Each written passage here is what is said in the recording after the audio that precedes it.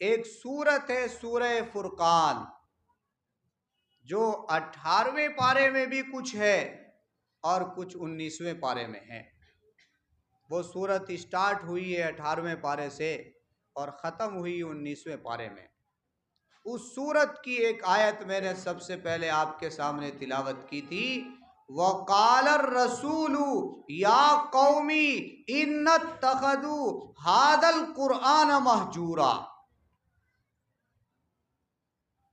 رسول کہیں گے قیامت کے دن، اللہ کے رسول محمد عربی صلی اللہ علیہ وسلم قیامت کے دن کہیں گے، کیا کہیں گے؟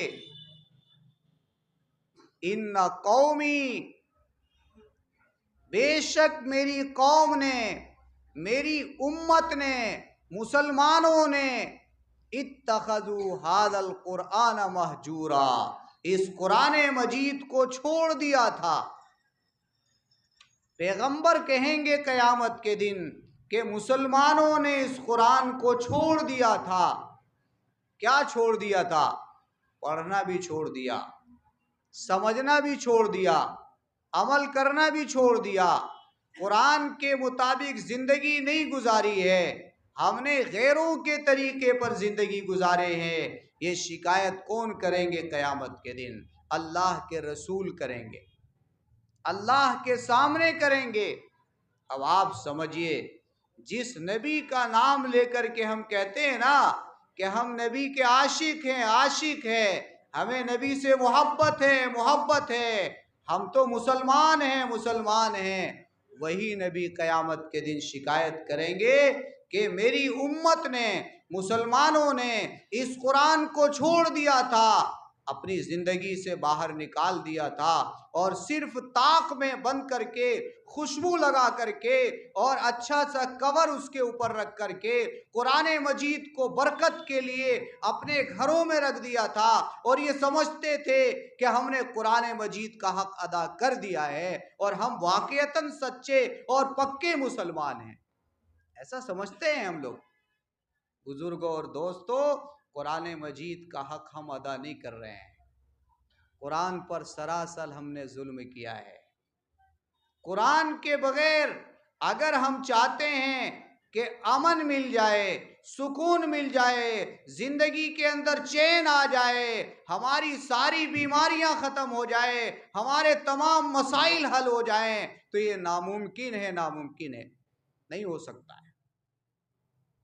صحابہ کامیاب ہوئے تھے قرآن کی بدولت، صحابہ نے دنیا میں کامیابی حاصل کی تھی قرآن کی وجہ سے، اور ہم چاہتے ہیں کہ قرآن مجید کے بغیر ہم دنیا میں کامیاب ہو جائیں، یہ ہو نہیں سکتا ہے، نہیں ہو سکتا ہے۔ اسی لیے ہم ناکام ہیں، اسی لیے ہم ناکام ہیں، اسی لیے آج ہمارے درمیان رشتے ٹوٹے ہوئے ہیں، آج ہمیں ایک دوسرے کے اوپر بھروسہ نہیں ہے، مسلمان پہ بھروسہ نہیں کرتا ہے، ہمارے اوپر غیر بھی بھروسہ کرنے کے لیے تیار نہیں ہے۔ ہمارے کلچر، ہماری تہذیب، ہمارے اخلاق، ہمارے کردار، ہمارے عادات، ہمارے اخلاق، ہمارے کھانے پینے، اٹھنے بیٹھنے، یہ سارے طریقے جو ہے نا، یہ انگریزوں کے طریقے پر ہیں۔ ہم اور آپ غور کریں اس چیز کو۔ کیا اللہ کے رسول صلی اللہ علیہ وسلم کے زمانے میں صحابہ کی نمازیں چھوٹتی تھی؟ کوئی آدمی کہے، ہم کو بتائے، تاریخ پڑھنے والا کوئی بڑا سے بڑا مورخ آ کر کے ہم کو بتائے کہ ہاں صحابہ نماز چھوڑتے تھے، نماز چھوڑتے تھے صحابہ؟ نہیں بتا سکتا ہے کوئی آدمی۔ کیا صحابہ قرآن مجید کو چھوڑ دیتے تھے اسی طریقے سے جیسے ہم نے قرآن مجید کو طاق میں بند کر کے چھوڑ دیا ہے؟ سال بھر میں ایک مرتبہ اگر قرآن مجید بائی چانس کسی وجہ سے اگر ہمارے ہاتھ میں آ گیا تو آ گیا، نہیں تو ہمارے گھر میں قرآن مجید ایسے ہی رکھا رہتا ہے، بند کر کے ہم کو اس کو پیک کر کے رکھتے ہیں۔ سچ ہے کہ نہیں ہے؟ اس لیے سب سے بڑا مظلوم اگر کوئی کتاب ہے دنیا میں تو وہ قرآن مجید ہے۔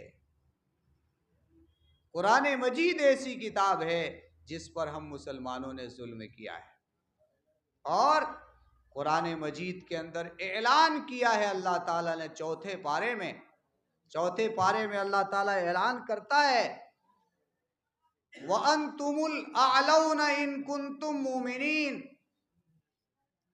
کہ اے مسلمانوں تم ہی کامیاب رہو گے، تم ہی سربلند رہو گے، تم ہی فتح یاب رہو گے، تم ہی آگے رہو گے، تم ہی ترقی کرو گے، تم سے آگے کوئی قوم نہیں بڑھ سکتی ہے، کوئی دھرم تمہارے سے آگے نہیں ہو سکتا ہے، ایک شرط صرف یہی ہے کہ تم ایمان والے بن جاؤ۔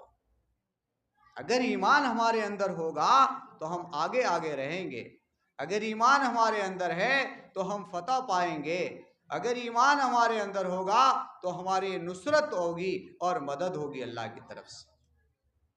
ہم اور آپ تو کہتے تو یہی کہ ہم مسلمان ہیں، ہم اور آپ کہتے تو یہی کہ ہمارے اندر ایمان ہے، کہتے ہی کہ نہیں کہتے ہیں؟ ہر آدمی کہتا ہے، ہم بھی کہتے ہیں، آپ بھی کہتے ہیں، سب کوئی کہتے ہیں، لیکن پھر کیا وجہ ہے کہ ہم آگے نہیں ہیں بلکہ پیچھے ہیں؟ غیر قوم آگے آگے کیوں ہیں اور ہم پیچھے کیوں ہیں؟ یہ سمجھنا ہے کہ نہیں ہے؟ اللہ کا وعدہ سچا ہے، جھوٹا نہیں ہو سکتا۔ قرآن مجید کی بات سچی ہے، جھوٹی نہیں ہو سکتی ہے۔ قرآن کا ایک حرف بھی جھوٹا نہیں ہے، قرآن کی ایک ایک بات سچی ہے۔ قرآن نے جب کہہ دیا کہ تم ہی آگے رہو گے، تم ہی سپر پاور میں رہو گے، تمہارے اوپر کسی کا پاور نہیں رہے گا، تو آپ اور ہم یہ فیصلہ کریں، غور و فکر کریں کہ کیا ہمارے اندر کمی ہے جس کی وجہ سے ہم آگے نہیں ہیں، دوسرے لوگ ہم سے آگے ہیں، وجہ کیا ہے؟ اس پہ غور کرنا ہے، اس پہ وچار کرنا ہے۔ اور کیا ہے وہ؟ صحابہ کرام نے قرآن مجید کو گلے سے لگایا تھا اور ہم نے قرآن مجید کو چھوڑا ہے۔ ایک حدیث ہے، مسلم شریف حدیث کی کتاب ہے، اس حدیث میں ایک واقعہ لکھا ہے، میں آپ کے سامنے بیان کرتا ہوں۔ سن 7 ہجری ہے، حضرت ابو موسیٰ اشعری رضی اللہ تعالی عنہ ہیں، یمن سے تشریف لائے ہیں، یمن سے مدینہ، دین سیکھنے کے لیے، ایمان سیکھنے کے لیے۔ مدینے میں ان کو کہیں جگہ نہیں ملی شہر میں رہنے کے لیے، مدینے سے باہر ایک میدان میں وہ رکے ہوئے ہیں، اور چھوٹا موٹا جیسے تیسے گھر بنا لیا ہے، لکڑی بانس بلی لگا کر کے، اس گھر کو بنا کر کے اس میں رہ رہے ہیں۔ 300 آدمی ہیں وہ لوگ ان کے ساتھ آنے والے، وہ لوگ وہاں سے نماز پڑھنے کے لیے آتے ہیں حضور کی مسجد میں، اور حضور کے پاس دین سیکھ کر کے پھر وہاں رہتے ہیں۔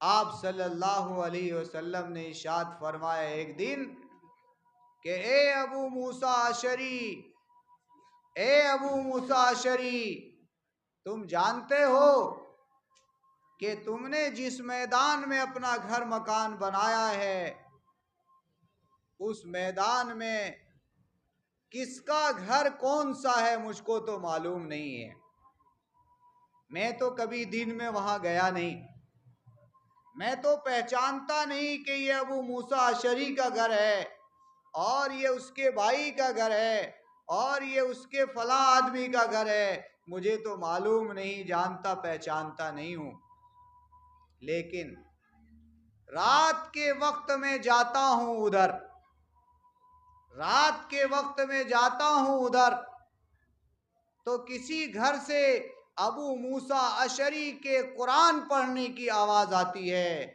کسی گھر سے ان کے بھائی کے قرآن پڑھنے کی آواز آتی ہے، کسی گھر سے ان کے چچیرے بھائی کے قرآن پڑھنے کی آواز آتی ہے۔ ان آوازوں کے ذریعے سے میں پہچان لیتا ہوں کہ ہاں یہ گھر ابو موسیٰ اشعری کا ہے، ہاں یہ گھر ان کے بھائی کا ہے، ہاں یہ گھر ان کے جو ہے چچا زاد بھائی کا ہے۔ اور اس کے بعد حضور صلی اللہ علیہ وسلم نے فرمایا اے ابو موسیٰ اشعری، تمہاری آواز اتنی خوبصورت ہے کہ جتنی خوبصورت داؤد علیہ السلام کی آواز تھی، داؤد نبی کی جیسی آواز تھی، ایسی اللہ تعالیٰ نے تم کو بھی آواز دی ہے۔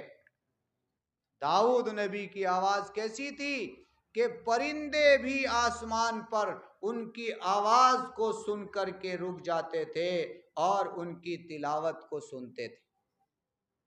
جب داؤد نبی آسمانی کتاب پڑھتے تھے زبور، تو ان کی تلاوت کو سن کر کے پرندے آسمان پر رک جاتے تھے اور رک کر کے ان کی آواز کو سنتے تھے۔ اتنی خوبصورت آواز تھی۔ موسیٰ علیہ السلام کے زمانے کے بعد ان کا زمانہ آتا ہے داؤد علیہ السلام کا، وہ بڑے خوبصورت کیا کہتے ہیں ان کی آواز تھی۔ بزرگوں اور دوستوں، آپ نے اس واقعے سے اندازہ لگایا کہ حضور صلی اللہ علیہ وسلم راتوں کو صحابہ کی آواز سن کر کے پہچانتے تھے کہ یہ کن کا گھر ہے اور یہ کن کا گھر ہے اور یہ کن کا گھر ہے۔ آج اپنے محلے میں جائزہ لیں، ہمارے گھروں میں آواز آتی ہے کیا؟ ہمارے گھروں میں رات میں قرآن پڑھنے کی آواز آتی ہے کیا؟ ہمارے گھروں میں صبح قرآن پڑھنے کی آواز آتی ہے کیا؟ نہیں آتی ہے آواز نا، بالکل سناٹا چھایا رہتا ہے۔ نہ رات میں قرآن کی آواز ہے، نہ دن میں قرآن کی آواز ہے، حتیٰ کہ رمضان میں بھی بہت سی جگہوں میں دیکھا جاتا ہے کہ قرآن مجید کی پڑھنے کی آواز نہیں آتی ہے۔ اللہ ہمیں اور آپ کو توفیق عطا فرمائے اور قرآن مجید کو زندہ کرنے کی بار بار ہمیں کوشش کرنے کی توفیق عطا فرمائے۔